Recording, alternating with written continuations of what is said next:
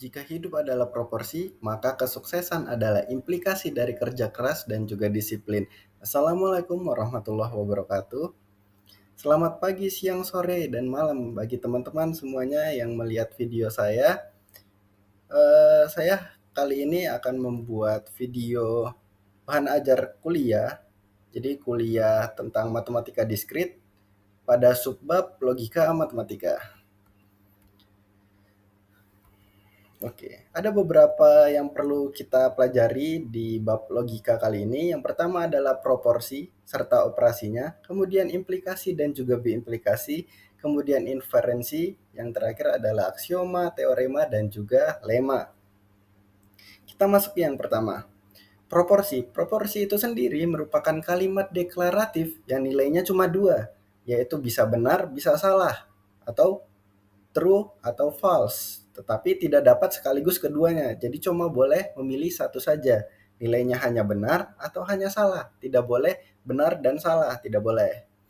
Kebenaran atau kesalahan di sini itu adalah sebuah kalimat yang disebut dengan nilai kebenaran. Secara simbolik, proporsi tersebut dilambangkan dengan huruf kecil seperti P, Q, R, dan sebagainya. Sebagai contoh di sini, P itu adalah 6 adalah bilangan genap, kemudian kalimat Q yaitu 8 dikurang 2 sama dengan 6, kemudian kalimat R adalah Manchester United adalah tim sepak bola Inggris. Bisa kita identifikasi di situ kalimat P, 6 adalah bilangan genap, nilainya adalah benar. Kemudian kalimat Q, 8 dikurang 2 hasilnya adalah 6, itu juga benar. Kemudian kalimat R, Manchester United adalah tim sepak bola Inggris, itu adalah benar. Kemudian jam berapa timnas Indonesia bertanding? Nah, itu jawabannya bisa jam 7, bisa jam 8, bisa jam 9, jadi jawabannya itu tidak jelas. Nah, sesuai definisi proporsi yang tadi, itu nilainya hanya boleh dua, apakah benar ataukah salah. Jadi jam berapa timnas Indonesia bertanding, karena tadi hasilnya ada banyak dan hasilnya bukan benar atau salah, maka itu bukan merupakan proposisi. Kemudian ada kalimat maju sini gelut kita, itu juga bukan merupakan proposisi karena jawabannya bisa macam-macam. Kemudian X ditambah 3 sama dengan 8. Nah, di sini untuk kalimat tersebut benar itu X-nya itu beragam, teman-teman. Ketika X-nya 1, maka 1 ditambah 3 sama dengan 8 itu hasilnya salah. Tapi ketika X-nya adalah 5, 5 ditambah 3 sama dengan 8 itu hasilnya adalah benar. Nah, sesuai definisi proposisi yang di awal, kalimat tersebut nilainya cuma boleh benar atau salah. Nah, ketika X ditambah 3 sama dengan 8, itu nilainya itu bisa benar dan juga bisa salah sekaligus. Nah, karena tadi proposisi nilainya cuma boleh milih satu antara benar dan salah, maka X ditambah 3 sama dengan 8 itu bukan proposisi. Karena ketika kalian masukkan X-nya sama dengan 1, nilainya salah. Ketika kalian masukkan X-nya 5, itu nilainya jadi benar. Kemudian ada juga X ditambah X itu lebih besar dari 3. Sama juga ketika kalian masukkan X-nya itu adalah 1, maka 1 lebih besar dari 3. Kalimat tersebut salah, tetapi ketika kalian masukkan X-nya itu adalah 5, maka 5 lebih besar dari 3. Hasilnya jadinya benar. Oleh karena itu X lebih besar dari 3, itu hasilnya bukan proposisi, karena dia bisa benar, bisa juga salah sekaligus. Kemudian kita masuk yang kedua, ada mengkombinasi proporsi. Jadi ada dua proporsi, kemudian kita kombinasikan sekaligus. Jadi ada, misalkan di sini saya punya kalimat P, kemudian kalimat Q dikombinasi di sini. Jadi kombinasi P dan juga digabung dengan Q. Ada beberapa operator yang digunakan. Yang pertama adalah konjungsi atau AND, kemudian disjungsi atau OR, kemudian disjungsi eksklusif atau eksklusif OR, dan yang terakhir adalah negasi atau ingkaran. Nah, kita masuk yang pertama, konjungsi atau AND. Nah, itu dapat disebut dengan titik-titik dan titik-titik. Nah, titik-titik yang pertama itu adalah kalimat yang pertama, titik-titik kedua itu adalah kalimat yang kedua. Kemudian disjungsi itu operatornya adalah atau. Kemudian kalau disjungsi eksklusif itu titik-titik atau titik-titik, namun tidak keduanya. Kemudian kalau negasi itu lawannya. Jadi tidak titik-titik. Nah, sebagai contoh nih, saya misalkan punya dua kalimat. Kalimat P adalah hari ini hujan, kalimat Q adalah mahasiswa diliburkan dari kuliah. Untuk yang konjungsi N, jadi P dan juga Q adalah hari ini hujan dan mahasiswa diliburkan dari kuliah. Kemudian P disjungsi Q adalah hari ini hujan atau mahasiswa diliburkan dari kuliah. Kemudian yang disjungsi eksklusif P eksklusif or Q adalah hari ini hujan atau mahasiswa diliburkan dari kuliah, namun tidak keduanya. Kemudian kalau negasi, negasi dari P adalah tidak benar hari ini hujan, atau dalam kata lain hari ini tidak hujan. Jadi lawannya dari kalimat P yang tadi. Oke, sampai sini paham ya? Kalau ingkaran dari Ki apa? Jadi ingkaran dari Ki adalah tidak benar bahwa mahasiswa diliburkan dari kuliah, dalam kata lain mahasiswa tidak diliburkan dari kuliah. Jadi mahasiswa tetap masuk gitu. Kemudian ada kombinasi proposisi yang lebih banyak di sini, gabungan dari negasi dan sebagainya. Sebagai contoh, kalimat P adalah hari ini hujan, kalimat Q adalah hari ini dingin. Jadi ketika saya buat Q disjungsi dengan negasi P, maka kalimatnya adalah hari ini dingin atau hari ini tidak hujan. Atau dalam kata lain, hari ini dingin atau tidak hujan. Kemudian P kemudian dan konjungsi Q adalah hari ini tidak. Sorry, di sini seharusnya negasi P. Jadi negasi P konjungsi dengan Q adalah hari ini tidak hujan dan hari ini tidak dingin, atau dalam kata lain hari ini tidak hujan maupun dingin. Kemudian negasi dari negasi P. Nah, karena ini tidak dan ini juga tidak, itu bisa kita coret karena sama-sama tidak di sini dua. Jadi tidak benar hari ini tidak hujan, atau dalam kata lain hari ini hujan. Jadi kembali ke P itu sendiri di sini. Kemudian berikut adalah tabel kebenaran, teman-teman. Ada P, kemudian negasi P, Q, negasi Q, dan seterusnya. Jadi ketika P-nya itu bernilai benar, maka negasinya itu bernilai salah. Sebaliknya, ketika P-nya itu bernilai salah, maka negasi P-nya itu bernilai benar. Sama juga untuk Q. Kemudian untuk yang dan di sini, ketika P dan Q-nya itu sama-sama benar, maka nilai dan-nya itu juga benar. Tetapi ketika nilai P dan Q di sini salah satunya saja itu bernilai salah, maka untuk dan-nya itu bernilai salah di sini. Di sini P-nya benar, Q-nya salah, maka P dan Q-nya itu salah. Sebaliknya, jika P-nya salah, Q-nya benar, maka P konjungsi Q itu salah. Apalagi ketika P-nya salah dan juga Q-nya salah. Makanya konjungsi P dan Q itu salah. Kemudian ketika disjungsi di sini, operator atau, di sini nilainya akan bernilai benar ketika minimal salah satu dari P atau dari Q itu bernilai benar.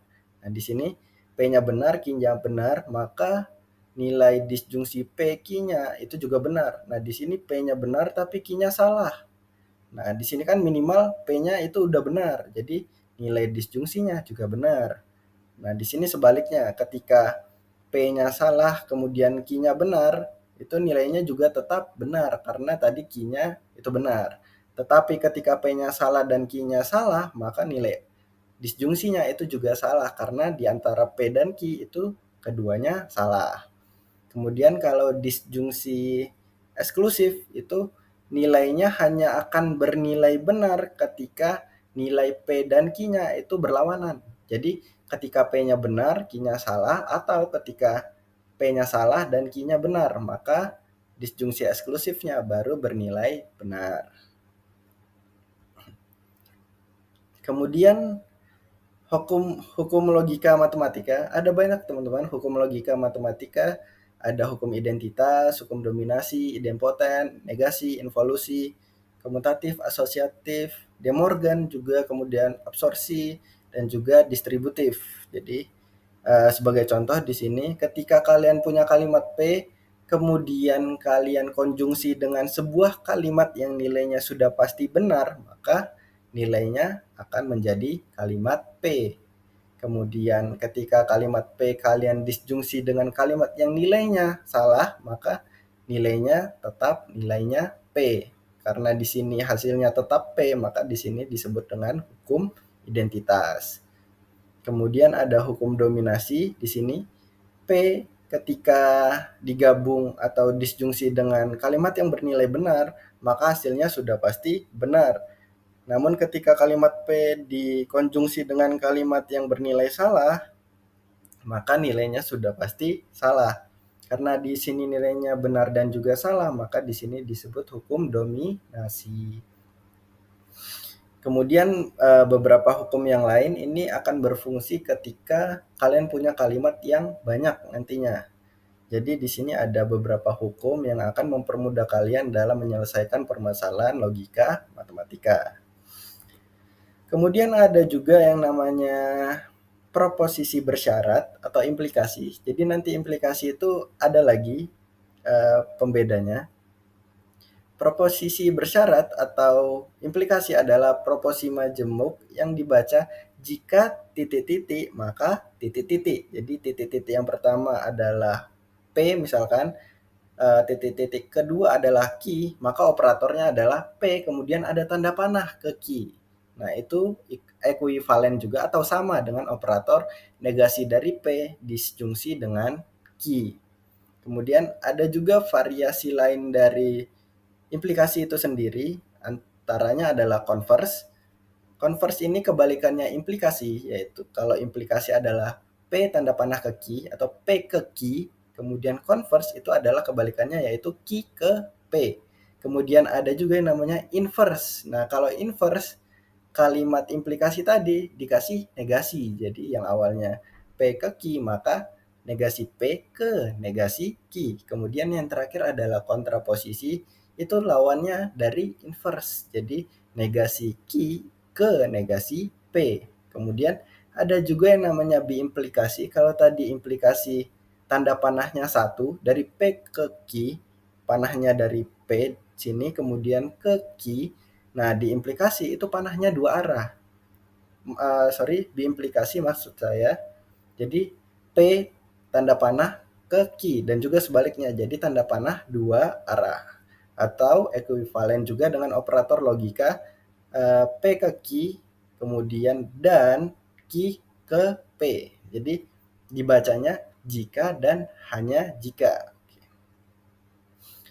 Sebagai contoh di sini ketika saya punya kalimat P tadi adalah hari ini hujan, kemudian Q-nya adalah hari ini dingin, maka untuk nilai implikasinya dibaca jika hari ini hujan, maka hari ini dingin. Kemudian ketika diimplikasi tanda panah dua arah P ke Q itu adalah jika di sini P-nya hari ini hujan, Q-nya adalah hari ini dingin, maka biimplikasinya adalah hari ini hujan jika dan hanya jika hari ini dingin.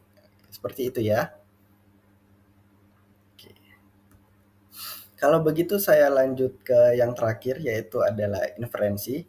Di sini saya menyajikan 3 inferensi utama yang biasanya digunakan. Yang pertama adalah modus ponens, yang kedua adalah modus tollens, dan yang ketiga adalah silogisme. Ketiga ini biasanya dipakai untuk tes kemampuan akademik atau tes TPA ya. Kalau di CPNS biasanya dipakai di seleksi CPNS di TKA atau namanya adalah SKD. Jadi di sini di TIU nanti kalian pasti akan ketemu inferensi-inferensi ini. Jadi rumusnya ada di sini, rumus utamanya ada di modus ponens, modus tollens, dan juga silogisme. Oke, kita masuk, kita bahas satu-satu. Untuk modus ponens, maknanya adalah jika P maka Q. Kemudian kalau P-nya terjadi, maka Q-nya terjadi. Nah, di sini kita pakai premisnya 2, kemudian ada kesimpulannya 1. Nah, premis yang pertama itu sudah pasti implikasi. Jadi, P ke Q. Jika kita rajin menabung, maka kita kaya. Berarti P-nya adalah kita rajin menabung, kemudian Q-nya adalah kita kaya. Makanya kalimatnya jadinya, jika kita rajin menabung, maka kita kaya. Kemudian premis keduanya itu adalah P. Jadi premis keduanya, kita rajin menabung. Oke, tadi kita udah punya 2 premis. Yang pertama, jika kita rajin menabung, maka kita kaya. Kemudian premis kedua, kita ternyata rajin menabung. Maka kesimpulannya adalah Q. Nah, kesimpulannya adalah kita kaya. Jika kita rajin menabung, maka kita kaya. Ternyata kita rajin menabung, maka kita kaya. Oke, itu adalah modus ponens. Jadi premis pertamanya adalah implikasi P ke Q, premis keduanya adalah P, kesimpulannya adalah Q. Kemudian kita pakai modus tollens, maknanya adalah jika P maka Q. Nah, di sini Q-nya tidak terjadi, maka P-nya juga tidak terjadi. Nah, bentuk umumnya adalah premis pertama sama, implikasi dari P ke Q. Nah, premis keduanya adalah negasi dari Q. Nah, di sini beda kalau di modus ponens, premis keduanya adalah P, kalau di modus tollens, premis keduanya adalah negasi dari Q. Contohnya di sini, premis pertama adalah jika hujan turun maka jalanan akan basah. Di sini P-nya adalah hujan turun, Q-nya adalah jalanan akan basah di sini. Kemudian premis kedua atau negasi dari Q adalah jalanan tidak basah. Maka kesimpulannya adalah negasi dari P, hujan tidak turun. Jika hujan turun maka jalanan akan basah. Ternyata jalanan tersebut tidak basah, maka kesimpulannya adalah hujan tidak turun. Di modus ponens dan modus tollens tadi sudah saya jelaskan, perbedaannya adalah di premis kedua. Kalau di modus ponens premis keduanya adalah P, di modus tollens premis keduanya adalah Q. Kemudian jika ada pertanyaan, bagaimana jika premis keduanya Q atau premis keduanya adalah minus P? Jadi contohnya, jika kita rajin menabung maka kita kaya. Kemudian premis keduanya adalah kita kaya. Kesimpulannya adalah, jawabannya adalah tidak dapat ditarik kesimpulan. Sama juga, jika hujan turun maka jalanan akan basah.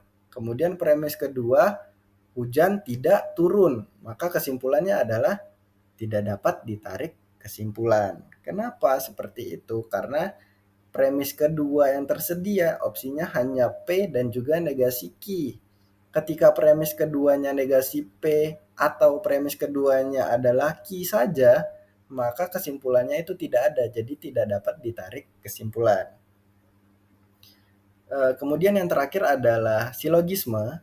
Nah, ini yang paling banyak biasanya di SKD ya teman-teman, di tes TKA, TPA, dan sebagainya. Silogisme di sini punya 2 premis, sama juga dengan modus ponens dan juga modus tollens. Cuma perbedaannya di sini kita punya 3 kalimat. Kalau tadi kan kita pakainya P dan Q, kalau di silogisme kita pakai P, Q, dan juga R.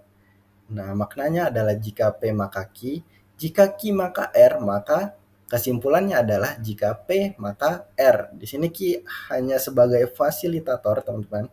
Premis pertama P ke Q, premis kedua Q ke R. Nah, di sini Q-nya bisa kalian coret, jadi kesimpulannya adalah P ke R. Contohnya, jika saya belajar, maka saya mendapatkan nilai bagus. Kemudian, ketika saya mendapatkan nilai bagus, maka saya akan mendapatkan beasiswa. Maka kesimpulannya adalah, jika saya belajar, maka saya akan mendapatkan beasiswa.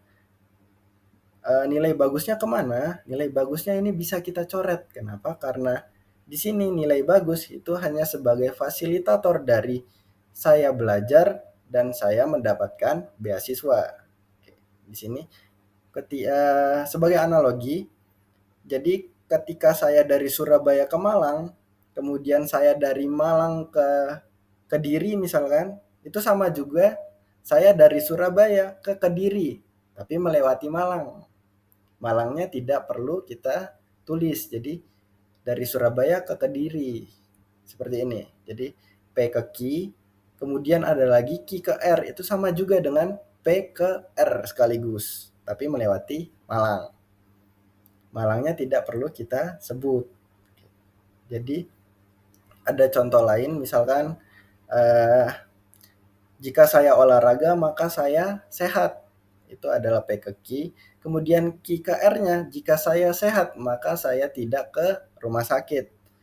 Maka kesimpulannya adalah P ke R. Jadi jika saya olahraga maka saya tidak perlu ke rumah sakit, gitu ya.